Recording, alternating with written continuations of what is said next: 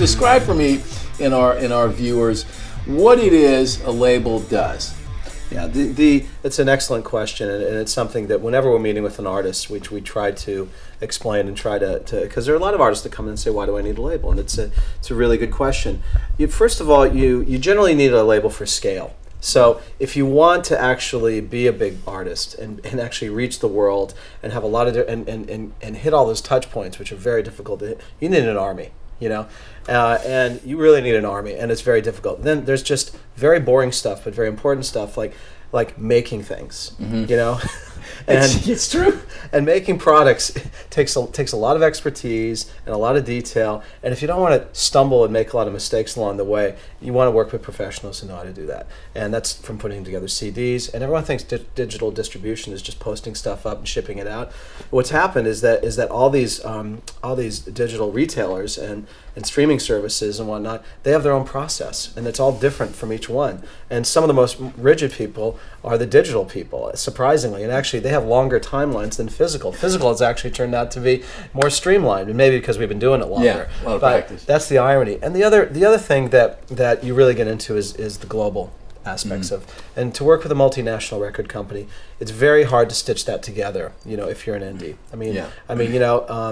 and so if you really want so the scale being you want to be big worldwide, or at least have a shot at it, you need that army to go out there and do it. That partner, and the rap on major labels, some of it's justified, some of it's not, and but we're sort of the Rodney Dangerfield of business. We get no respect, right? No respect, but people still come to our shows. That's kind, and so at the end or come to our show. So at the end of the day, it's not for everybody. I do understand the idea of certain artists, especially, I actually understand it the later they get in their careers, after they're established, then there's more choices. And then there's a menu of services that a label can provide an artist that sometimes a major label can do. Sometimes you can go straight to a distribution model, and some of the indie distribution companies like a Red or an ADA, they've got a checklist and they've got infrastructure that can support the business model that would be a more mature artist or an artist who's going down a different path. But the beauty of things is now with the way that the artists have so much accessibility to their community, you really have the option of